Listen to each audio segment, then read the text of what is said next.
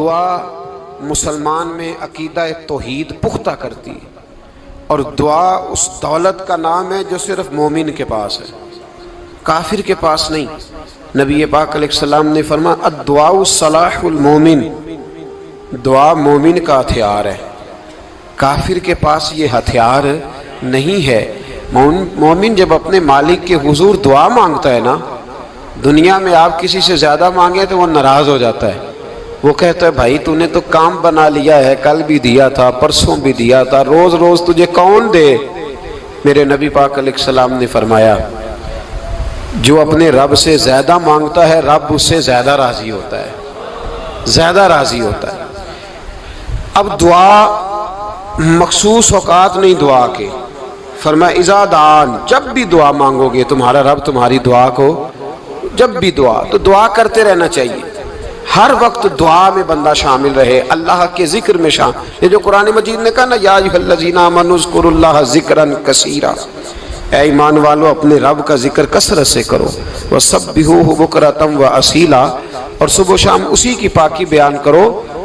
تو اس سے مراد یہ نہیں ہے کہ تسبیح لے کے سارا دن مسجد میں بیٹھے رہو اور کام کوئی نہ کرو، بلکہ اس کا مطلب یہ ہے کہ روٹی شروع کرو تو اللہ کے نام سے، اختتام کرو تو اللہ کے نام، سو جاؤ تو رب کا نام لے کے، سویرے اٹھو تو اللہ کا نام لے کے، جب تمہیں کوئی چیز اچھی لگے تو ماشاءاللہ کہو، جب کوئی مصیبت آئے تو کہو انا للہ و انا الیہ راجعون۔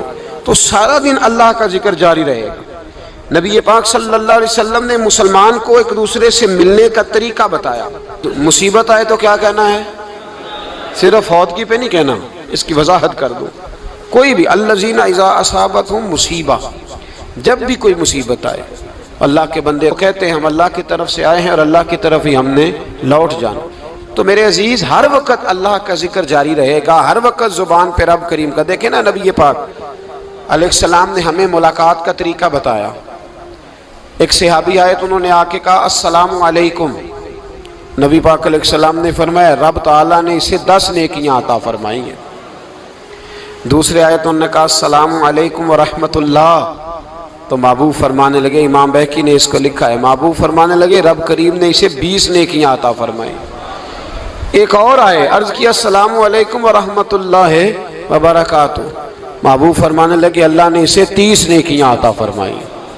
اچھا اس کا مطلب کیا ہے؟ السلام علیکم، تم پر سلامتی ہو، سادہ ترجمہ یہ ہے کہ تم سلامت رہو، تم سلامت رہو، ورحمۃ اللہ وبرکاتہ، تم پر اللہ کی رحمت بھی ہو اور اس کی برکتیں بھی ہو۔ وہ کیا کہتا ہے؟ وہ کہتا ہے وعلیکم السلام، تم پر بھی سلامتی ہو، ورحمۃ اللہ وبرکاتہ، اللہ کی رحمت ہو اور اس کی۔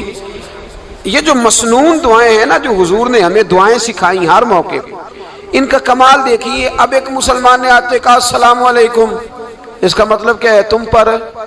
اب وہ جھگڑا کرے گا اسے مارے گا، اس کا مال چھینے گا؟ اس نے تو آتے ہی کہا ہے تم پر سلامتی ہو۔ تو جو سلامتی کی دعا دینے والے ہیں وہ جیب تھوڑی کاٹیں گے، وہ غبن تھوڑی کریں گے، ڈاکہ تھوڑا ڈالیں گے۔ اسلام نے لفظ ہی وہ سکھایا ہے کہ فرمایا جب تم نے ملنا ہے تو تم نے دعائیں کرنی ہے ایک دوسرے کے لیے۔ اب ہمارے ہاں نئے نئے لفظ آ گئے، ٹیلی فون اٹھایا تو کہا ہیلو، اس کا کیا ترجمہ ہے؟ کون ہے؟ اس کا کیا ترجمہ ہے؟ جی جناب، اس کا کیا مطلب؟ ہم نے دیکھا بڑے بڑے سمجھدار لوگ السلام علیکم کی بجائے کہتے ہیں کیا حال ہے؟ بھئی کیا عجیب بات ہے، بھئی کیا حال ہے کا کیا مطلب ہوا؟ وہ بعد میں کرنے کی بات ہے۔ اور کچھ تھوڑا سا جو ادیب ہیں، جو بیچارے حروف کے پیچ و تاب میں رہتے ہیں، وہ کہتے ہیں آداب عرض ہے۔ وہ کیا ہوتا ہے جی؟ اسلام نے دعا سکھائی ہے السلام علیکم، یہ کتنی خوبصورت دعا ہے۔ جب آپ گھر کے اندر داخل ہوئے تو آپ نے دعا دی السلام علیکم، یہ دعا دی آپ۔ ایک صحابی حاضر خدمت ہوئے، عرض کی یا رسول اللہ صلی اللہ علیہ وسلم میرے گھر میں غربت رہتی ہے، کیا کروں؟ نبی پاک علیہ السلام نے فرمایا جب بھی گھر جایا کرنا گھر والوں سے سلام لیا کر، گھر والوں سے کیا کہا کر؟ السلام علیکم، جب بھی گھر جائے۔ یعنی گھر آیا، اب گھر والوں نے بتایا کہ ماچس کی ڈبیا تو لے آؤ۔ اب یہ دکان کونے پہ تھی گھر والے پہ، وہاں سے ماچس کی ڈبیا لے کے واپس گیا تو کہنے لگا السلام علیکم. پھر گھر والوں نے کہا ہو بتانا یاد ہی نہیں رہا، چینی بھی ختم ہو گئی ہے. تو یہ پھر گیا چینی لینے، لوٹ کے آیا تو کیا کہا؟ جب اللہ چاہتا ہے تو کہے، جب اللہ کے رسول چاہتے ہیں تو کہے. اس کا ترجمہ یہ ہے کہ تو کہہ، تو سلام لے. اللہ رسول چاہ رہے ہیں کہ تو سلام لے تاکہ تیرے گھر میں سلامتیاں ڈال دی جائیں. تو فرمایا سلام لینی ہے تو نے، اور ساتھ تو نے اس طرح کرنا ہے کہ 3 دفعہ سورۃ اخلاص کو پڑھنا ہے. امام قرطبی نے اس کو لکھا ہے. اس نے کہا حضور غربت بڑی ہے. غربت بڑی ہے تو کہ وظیفہ بتائیں. فرمایا جب بھی گھر جاؤ سلام لو اور 3 دفعہ سورۃ اخلاص پڑھو. وہ صحابی کہتے ہیں میں پکا ہو گیا. اب وہ کچھ دنوں کے بعد، کچھ عرصے کے بعد، کچھ مہینوں کے بعد واپس آئے تو صحابہ کرام علیہم رضوان فرماتے ہیں ہماری خواہش تھی کہ یہ کچھ بیان کرے، اب بتائے جو وظیفہ لے کے گیا تھا اس کا رزلٹ کیا نکلا. کہتے اس نے بڑی حیرت انگیز بات کی، حیرت انگیز عجیب انداز میں. کچھ لوگوں کا دل ہوتا ہے نا کہ مجھے ملے میرے پڑوسی کو نہ ملے، اور کچھ کا دل ہوتا ہے یار مجھے بھی ملا ہے اور الحمدللہ میرے پڑوسی کو ملا ہے. تو صحابی جب حاضر ہوئے تو صحابہ کہتے ہیں ہمیں تجسس تھا کہ یہ کچھ بتائیں. تو حضور نے فرمایا کیا حال ہے تیرا؟ کہا یا رسول اللہ کمال ہی ہو گئی ہے حضور، میں جب بھی گھر جاتا ہوں سلام لیتا ہوں اور 3 دفعہ سورۃ اخلاص پڑھتا ہوں. میں تو امیر ہو ہی گیا ہوں، میرے تو ہمسائے بھی امیر ہو گئے. کتنا پیارا ہے یہ جملہ، کتنا حسن ہے. اتنا اچھا لفظ کسی اور کے پاس ہے ہی نہیں جو الفاظ ہمیں ہمارے رسول نے عطا فرمایا. اس کو اپنائیے، اس کو اپنائیے. یہ الگ بات ہے کہ لوگ مطلب کے لیے سلوٹ کر لیتے ہیں بڑا سارا، لیکن مطلب کے لیے نہیں. جس کو جانے اس سے بھی سلام لیں، جس مسلمان کو نہیں جانتے اس سے بھی. تو نبی پاک نے ہمیں مسنون دعائیں سکھائیں. رات کو جب سونے لگیں اللہ کے رسول صلی اللہ علیہ وسلم نے ہمیں دعا سکھائی. حضور نے فرمایا جب سونے لگو تو مسلم شریف میں فرمایا تم نے یہ دعا پڑھنی، اللہم باسمک اموت و احیا.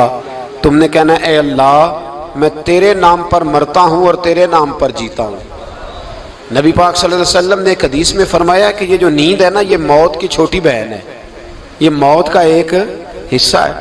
جس طرح انسان سو جائے تو کوئی خبر نہیں ہوتی کیا ہو رہا ہے، بالکل وہ اٹھا ہے تو اس نے کہا ہو یہ کیا ہوا. سو جاتا ہے نا آدمی، اسے خبر نہیں ہوتی. اوہو میں نے تو 11 بجے اٹھنا تھا، یہ تو 3 بج گئے. اب اسے خبر نہ رہی. سوتے ہوئے لوگ چوری کر لیتے ہیں، بلکہ اس طرح بھی ہوتا ہے کہ آدمی نے گکھڑ اترنا تھا، وہ پنڈی سے آ رہا تھا لیکن وہ سویا ہوا تھا. آنکھ تب کھلی جب کاموں کی آ گیا تھا. اب اس کا اس پر زور، تو فرمایا کیا پتا اب تو کھل گئی کاموں کی، جا کے لاہور جا کے کسی جگہ پہنچ کے تو یہ بھی ممکن ہے کہ کھلے ہی نہ، نیند ہی موت کا سبب بن جائے. تو کہہ کے سو کہ یا اللہ تیرے نام پہ سو رہا ہوں. اللہ کس نام پہ سو رہا ہوں؟ یار اگر ہم ان دعاؤں کا حسن سمجھے مت، اللہم باسمک اموت و احیا، یا اللہ میں تیرے نام پہ سوتا ہوں اور تیرے نام پر اٹھتا ہوں. گویا کہہ رہا یا اللہ میری نیند بھی تیرے فضل سے ہی ہے، اور اگر آنکھ کھل جائے تو وہ بھی تیرے فضل سے ہی ہے. کتنا اعلیٰ نبی پاک علیہ السلام نے انداز سکھایا. اور پھر بخاری شریف میں حدیث موجود ہے، فرمایا جب اٹھو تو کہو الحمدللہ الذی احیانا احیانا بعد ما اماتنا والیہ النشور. فرمایا جب تم سو کے اٹھو تو پھر کہو اے اللہ ساری تعریفیں تیرے لیے، تمام تعریفیں جس نے ہمیں موت کے بعد حیات دی. موت کے بعد فرمایا احیانا بعد ما اماتنا، ہمیں مرنے کے بعد گویا اللہ کا شکر ادا کر کے آنکھ کھل گئی. دیکھیں کس طرح اسلام مسلمان کو اللہ کے ساتھ جوڑتا ہے. فرمایا شکر کر، آنکھ کھل گئی.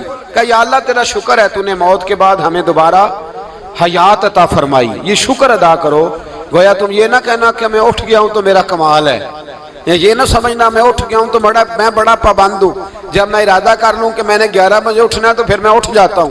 یہ نہ کہنا کہ یہ الارم بڑا اچھا ہے، یہ مجھے اٹھا لیتا ہے. ذہن کے اندر خیال کر کہ نیند تو موت کی طرح تھی، یہ جو میں اٹھ گیا ہوں تو اپنے رب کے فضل سے اٹھا ہوں. جو میں اٹھ گیا ہوں، جو ابھی اٹھے ہیں وہ تو بول دینا کم از کم کہ میں اپنے رب کے فضل سے اٹھ گیا. تو دعا سکھائی.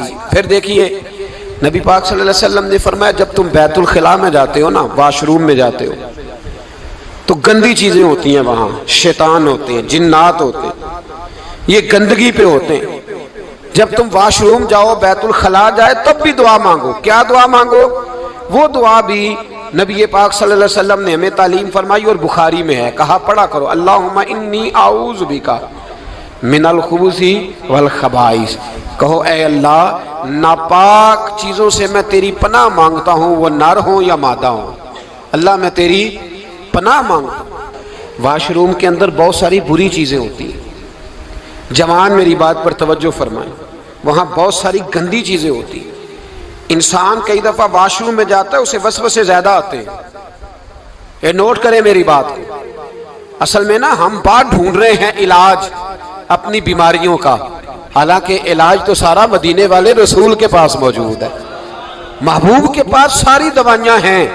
تو نبی پاک علیہ السلام دیکھیں نا، انسان واش روم میں جاتا ہے اسے وسوسے آتے، برے خیالات آتے، وہ گناہ کی طرف کئی دفعہ مائل ہوتا ہے، تو کہا تو دعا پڑھ کے جا اللہم انی اعوذ بک، یا اللہ میں تیری پناہ مانگتا ہوں من الخبث والخبائث، ہر خبیث اور بری چیز سے میں تیری پناہ مانگتا ہوں، وہ نر ہو یا یار کتنا عظیم دین ہے، کتنا عظیم میرے مصطفیٰ کریم کا وہ والا دین ہے۔ اصل میں اللہ کرے بی اے پاس بچے کو بیت الخلا کی دعا بھی یاد ہو جائے، ایسے یاد ہو جائے، اور اس کے ماں باپ سمجھ لیں کہ جوان ہو گیا ہے، تو اب ہو سکتا ہے اس کی طرف شیطان حملہ زیادہ کرے، اسے خراب کرنے کی کوشش کرے، تو لہٰذا اسے دعا سکھائی جائے تاکہ اس کو پہلے سے پتا ہو کہ میں نے اس بے ایمان سے بچنا کس طرح سے۔ اب آپ دیکھیے نبی پاک علیہ السلام نے ہمیں دعا سکھائی، مصنف ابن ابی شیبہ میں۔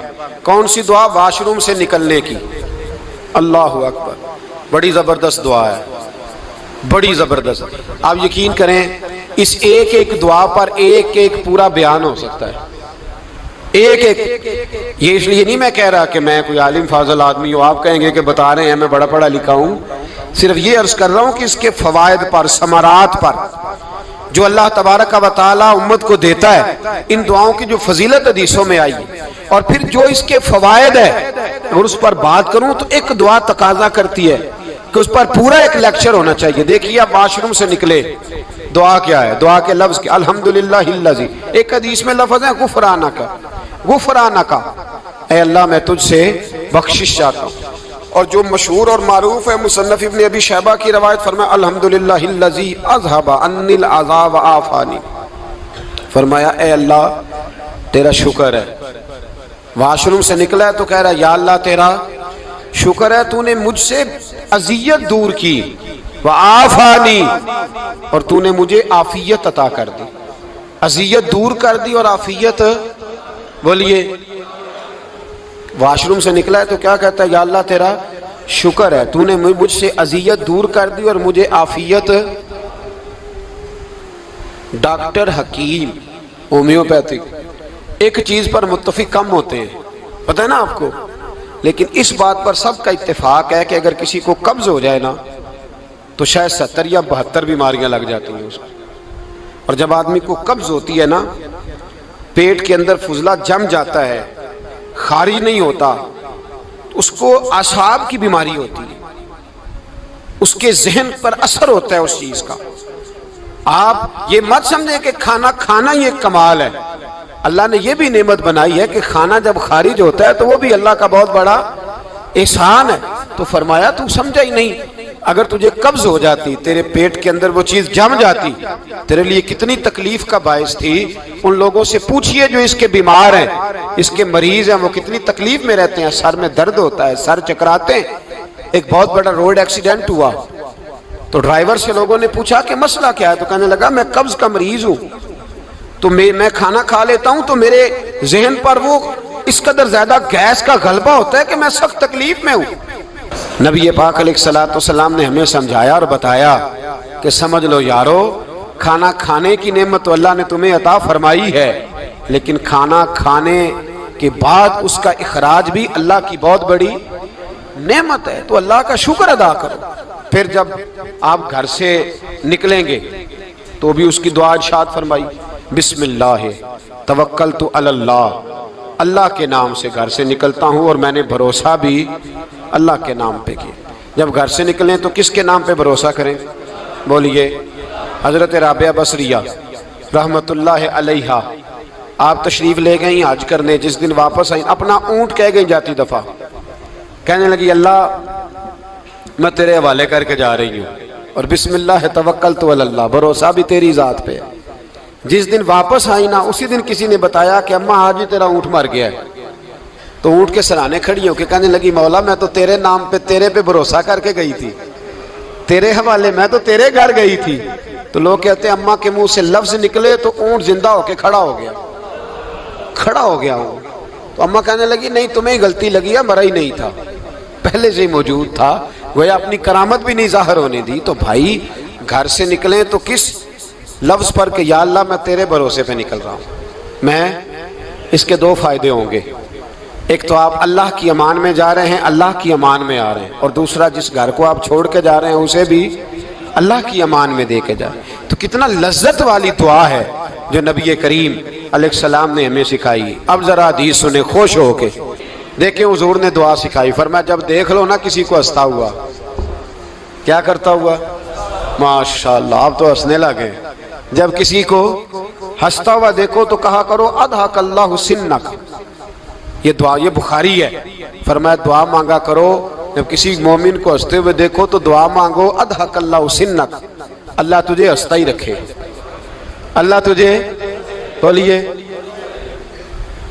جل نہ جایا کرو کہ میں پریشان ہوں تو یہ ہنس کیوں رہا ہے، جھلا نہ کرو، بلکہ کیا کہا کرو اللہ تجھے ہنستا رکھے، اللہ تجھے۔ نبی پاک صلی اللہ تعالی علیہ وآلہ وسلم نے فرمایا، ترمذی میں حضرت اسامہ بن زید رضی اللہ تعالیٰ عنہ سے حدیث مروی ہے، حضور نے فرمایا جس نے کسی کے ساتھ احسان کیا اور جس پر احسان کیا، اگر اس نے یہ دعا پڑھ دی نا جزاک اللہ خیرا، تو فرمایا اس نے اللہ کی بھی پوری حمد کر دی اور محسن کا صحیح شکریہ بھی ادا کر دیا۔ کیا کہنا ہے؟ جزاک اللہ، اللہ تجھے بہترین جزا عطا کرے۔ اس کا ترجمہ کیا ہے؟ اللہ تجھے بہترین، کیونکہ حضور فرماتے ہیں من لم یشکر الناس ولم یشکر اللہ، جس نے بندوں کا شکریہ ادا نہیں کیا اس نے اللہ کا بھی شکریہ ادا نہیں کرنا۔ تو کیا کہنا چاہیے؟ جزاک اللہ خیرا۔ اور اگر اماں کہتی ہو بچوں کو انگریزی سکھانی ہے تو کیا کہنا ہے پھر؟ شکریہ ادا کرنے میں کیا کہنا ہے؟ Thanks, thank you. وہ خدا کے اس کا ثواب کتنا ہے؟ بولے انگریزی ایک زبان ہے، اس کو زبان ہی رہنے دیں گے۔